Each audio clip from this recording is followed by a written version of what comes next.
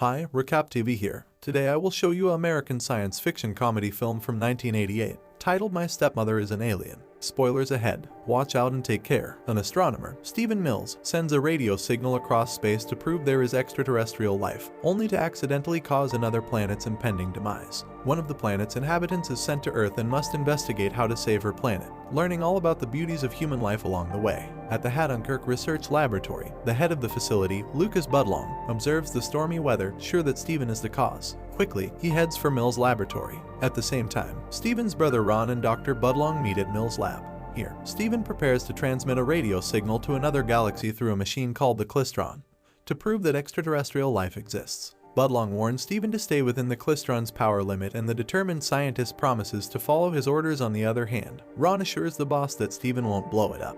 To alleviate the tense atmosphere, he adds that he and his brother are attending a party tonight to mingle with women. Unamused, Budlong thinks Stephen's mission to send a radar signal 92 light-years away is absurd. At the point when his supervisor leaves, Stephen keeps getting ready for his central goal and plans to expand the Klystron's power by utilizing lightning to divert their sign further. Taking advantage of the chance of the blustery climate, Stephen and his collaborator, Grady, make a beeline for the satellite dish, with Ron causally waving at Budlong as they cruise by. At the rooftop, they struggle to aim the satellite dish toward the lightning. Immediately after, the group rushes to the Klystron's control room, and Stephen instructs Grady to turn the power to the highest level as Ron places his wet blazer on a revolving chair. Then, they hurry back to Stephen's lab to harness the lightning. Stephen and Grady celebrate as the Klystron successfully transmits a signal out into the galaxy. Back at the Klystron control room, the revolving chair is pushed onto the Klystron's cage due to the strong wind. The brass buttons on Ron's blazer come in contact with the Klystron's cage power source, supplying more power to the machine. The entire research facility shakes due to the overpowered machine, and Dr.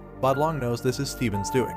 Meanwhile, at the Klystron control room, the pressure reaches way over its limit, causing the satellite dish to explode, and the shaking stops. Stephen notices that his radar transmission not only reached outer space, it traveled to another galaxy. Suddenly, Budlong barges into the astronomer's office just as Stephen's monitors break, leaving no trace of his achievement. Later, Stephen arrives home and tells his 13-year-old daughter, Jessie, he lost his job. She comforts her dad, and while the two stargaze, Jessie wishes she had a mom again.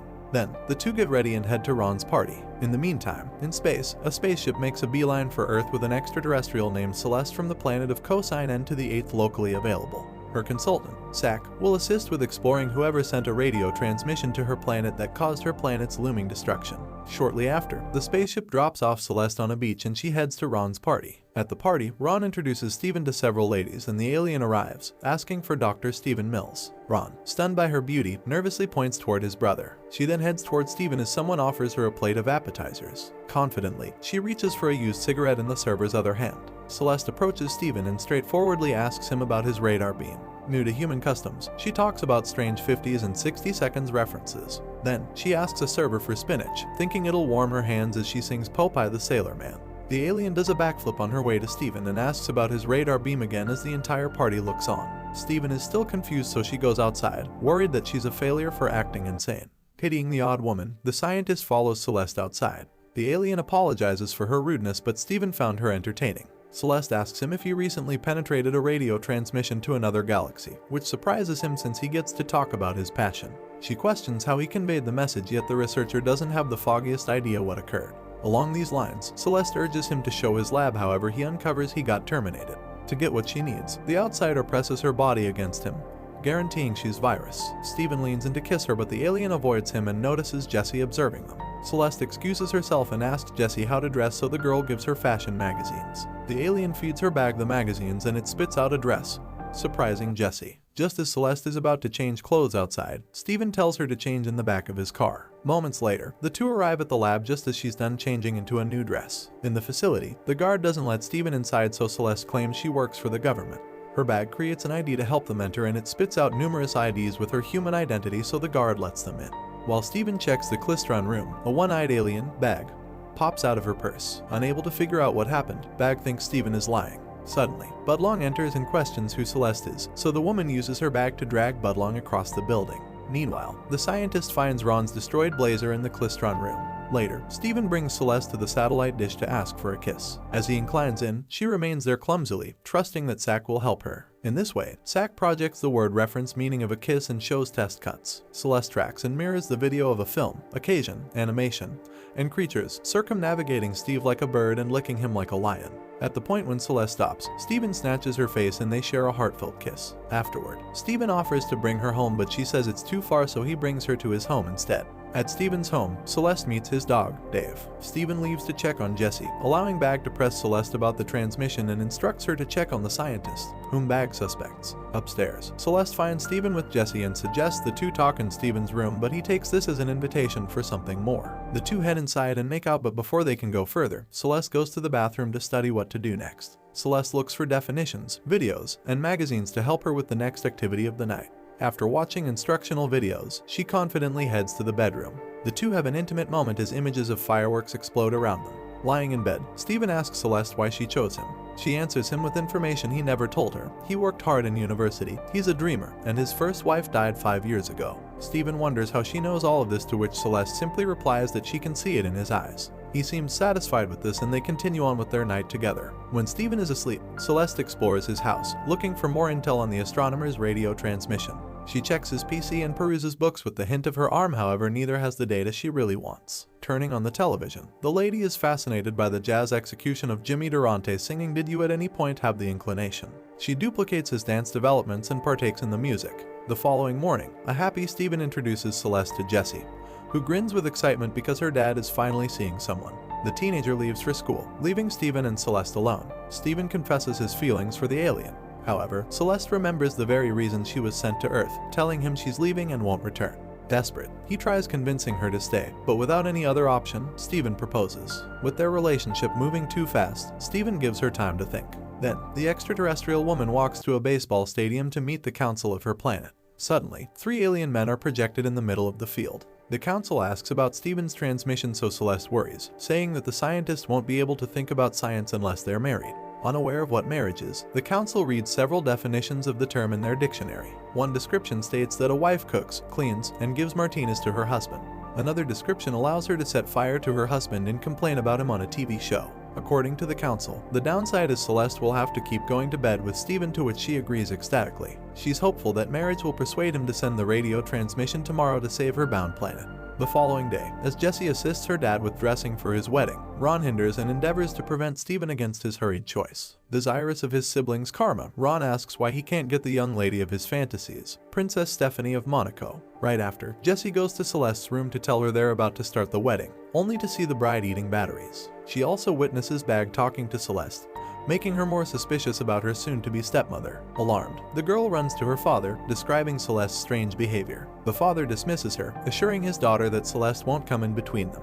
Not long after, the wedding starts with Celeste walking down the aisle as Steven's heart almost stops. Jessie holds the bride's dress, concerned about the impending union. Meanwhile, Dave inspects Bag, so the alien projects the image of an aggressive dog. Dave grabs Bag, brings it outside, and digs a hole to bury it in the front yard. Inside, the minister commences with the wedding but sees Dave levitating through the window. His eyes widen, causing Celeste to rush through the vows and forgetting to kiss Steven. Celeste dashes outside to get Bag, followed by Steven and the guests, who are all confused. His wife distracts him by pointing up at Dave, who is now on the roof. As everyone tries to rescue Dave, Ron kisses the bride unbeknownst to Steven. The wedding closes with the lovebirds moving at the gathering. That evening, Celeste and Steven get their little girl dressed up for a dance. Jessie asks her stepmother where she got a dress, however the outsider basically laughs. Then, at that point, Jessie's date, Fred, shows up and acquaints himself with her folks. Once the newlyweds are alone, she nudges him to get back to work so he can send the transmission, but he refuses because it's their wedding night. Shortly after, Bag calls Budlong under the name Carl Sagan,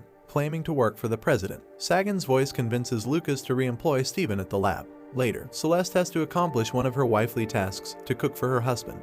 With determination, she drives to a 24-hour diner, reaches for a menu, and leaves nonchalantly. Next, she goes to the supermarket where she gets her groceries. At the checkout counter, Celeste hands the cashier a diamond to pay for her items. The cashier rejects it, so the alien woman offers a $1,000 bill instead. This time, the cashier asks for a smaller bill, so the alien pulls out a miniature version of the same bill. At home, Celeste mixes her batter and sneezes for the first time, giggling at the sensation. She describes how funny, pleasant, and liberating it was to sneeze. Later that night, Jessie arrives home with her date. Once Fred has left, Jessie sees her stepmother, who drinks their car battery. Then, Jessie looks as her stepmother gets eggs from bubbling water with exposed hands, persuaded that Celeste is definitely not a standard stepmother. The following day, the family awakens to a major breakfast ready by the extraterrestrial lady. Steven shows Jessie his siblings' new creation, Metal catch buttons. Celeste walks in, asking her family if they slept well, and although Steven affirms her, Jessie throws the question back at her, knowing that Celeste doesn't sleep. Suddenly, Steven receives a call from Dr. Budlong, who reinstates him.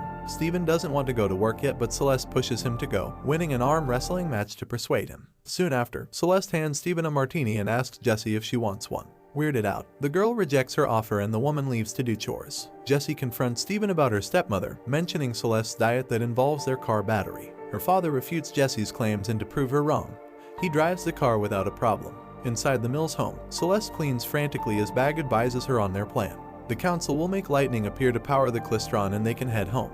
Hearing this, Jessie calls Steven, luring him home under the pretense of a house fire. Bag catches Jessie and traps her in the living room. Bag makes the girl levitate to the ceiling and silences Dave. Her stepmother makes sense of that Steven entered her planet's air with a radar pillar. To save her planet, they should copy the transmission soon. Jessie claims that her dad's transmission was a mishap. Notwithstanding, Sack believes she's lying, so the young lady says that Steven wouldn't lie. Jessie learns that the alien woman will have to leave them once her mission is over. She's worried about her father and his eventual heartbreak if Celeste leaves. Celeste strikes a deal with Jessie to hide their identities if they let her down from the ceiling. The stepdaughter agrees, but when Steven arrives, she exposes the aliens. Jessie reveals that Celeste is an alien and that her bag is an extraterrestrial too. However, Steven refuses to believe her. Frustrated by her father's disbelief, Jessie quickly leaves on her bicycle. With Celeste and Steven running behind her, a car speeds toward Jessie. Just in time, Celeste uses her bag to save her stepdaughter from a fatal accident.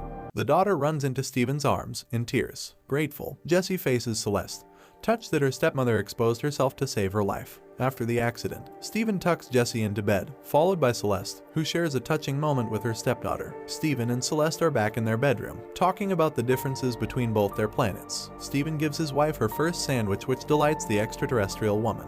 He tries to convince her to stay, but she knows her planet's predicament. Celeste expresses how she's bad at being human and her husband comforts her. She says she feels like the song "Did You Ever Have the Feeling?" She's conflicted whether she wants to stay or go. Steven wants her to stay and the couple kiss passionately. Suddenly, they hear lightning and Celeste touches the metal clasps on her husband's shirt. She is shocked by an electric spark, making Steven realize that it was static electricity that powered up the klystron to make the transmission. This came from the cage around the klystron and the brass buttons of Ron's blazer. As the family is about to rush to the lab, Bag informs Celeste that they have to destroy Earth after the transmission.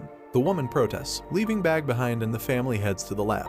Bag then calls Ron, luring him with Celeste's voice so he can bring Bag to the lab. Meanwhile, Steven and Grady power up the klystron and use metal to create the same effect they did before. Unexpectedly, Budlong comes in to witness the event to win favor with Carl Sagan. Soon, Ron arrives with Bag and the scientist activates the klystron. It blasts a red beam, successfully transmitting radar signals all the way to cosine n to the 8th, saving the planet.